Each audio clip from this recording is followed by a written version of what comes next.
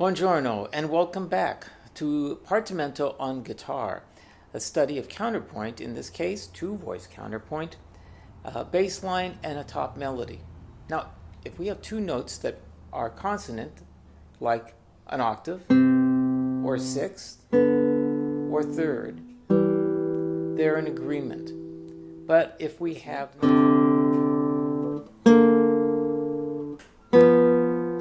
we call that dissonant.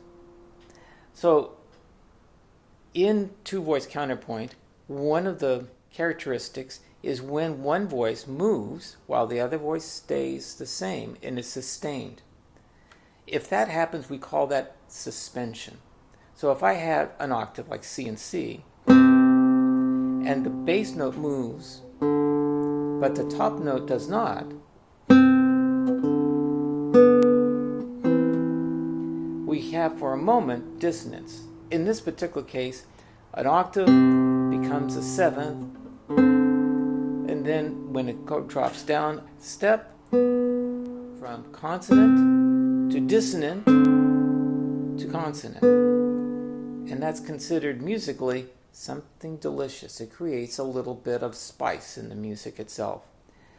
Now, when does this start? Historically, just for a moment, let's think about this. Well, it doesn't actually start with Mozart and Bach. It starts before. It starts with composers like Palestrina and Josquin des Prez. And for guitar and vihuela, we might think of Milan. So the counterpoint and the use of suspension is something that is common all the way back to the Renaissance, even before the word Partimento is created. Take a look again at that measure. I'm going to play the octave, and then I'm going to play the seventh, and you'll notice this is not easy on guitar, and we'll discuss for just a second why that's the case. Here we go. First two bars. Octave, seventh to a sixth to a sixth. One more time, listen. Yes? So the dissonance on the second strong beat, and then the resolution to the sixth, and then parallel to the sixth, is what we would call an example of a suspension. Now, you probably noticed that as I was doing that, it was hard to hear the dissonance, because by the time I played the D, the C was not loud enough. So I did a little something. I accented the C, and I played the D a little bit softer than I normally would. One more time. Listen carefully.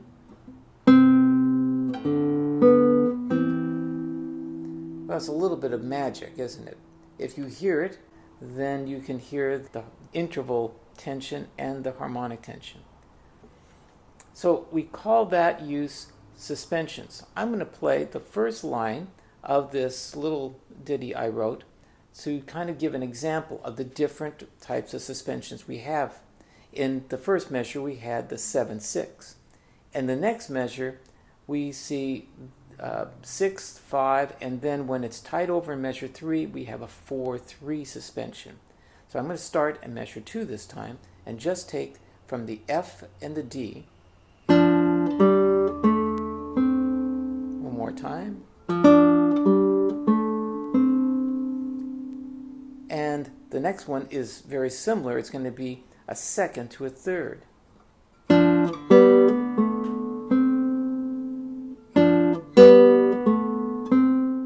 And so now I'll play the entire line so you can hear the suspensions.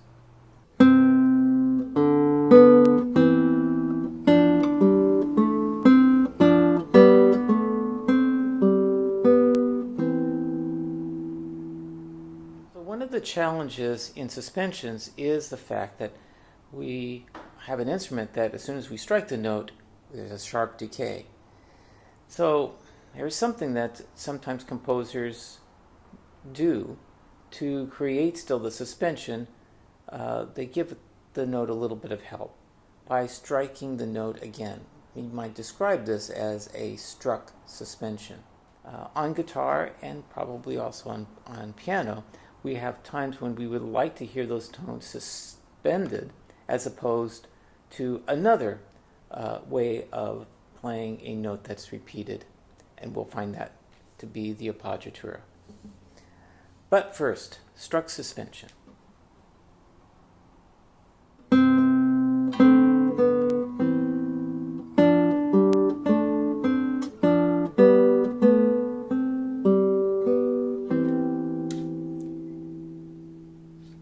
So what I attempted to do there was to play the note just loud enough to keep it pushing. It's kind of like a cart that was moving, and then I just gave it a little extra push to make sure that it travels far enough to be able to be heard. So a suspension, the idea most of the time in a suspension on a guitar or piano, is the same as vocal, except we've got the consideration that the voice of the note on the instrument has a sharp decay. And in order to be able to keep it sustained, we may want to give it a little push and create a sense of that note still being heard. So a different way of using the same kind of principle is something which we call an appoggiatura. Now the word appoggiatura literally means to sigh. The suspension and the appoggiatura are similar, but they're not exactly the same. Here's how they're similar. First off, they begin with, in this case, two voices, and they're consonant. One voice moves, and the other voice is sustained. The result is two notes which are in dissonance with each other, and then the other voice, the note that's in dissonance, will resolve to a tone that is consonant. Most of the time for appoggiaturas, the note is prepared by a tone that is consonant, much the same as what we had in the first measure. Two notes like an octave, and then one note moves to another beat, and we hear the two notes in dissonance, but this time we strike it, the top note, a little bit louder, and then the resolution which follows, like the suspension, is much softer. And it's described as a sigh, as we said. Appoggiatura means like to sigh. Let's see if we can make that happen.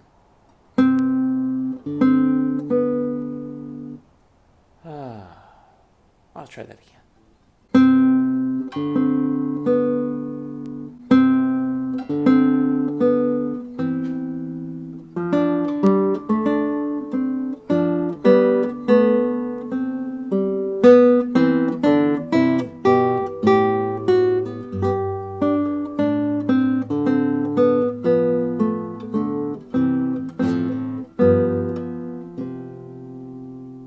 This video will follow with the two examples, and you can kind of compare. We also will be looking at a piece of music written by Mauro Giuliani in our next segment that does exactly what we're talking about. And you'll get to see how a classical composer makes use of the same kind of technique that was used in the Renaissance and in the Baroque period and in the classical period. Till then, enjoy.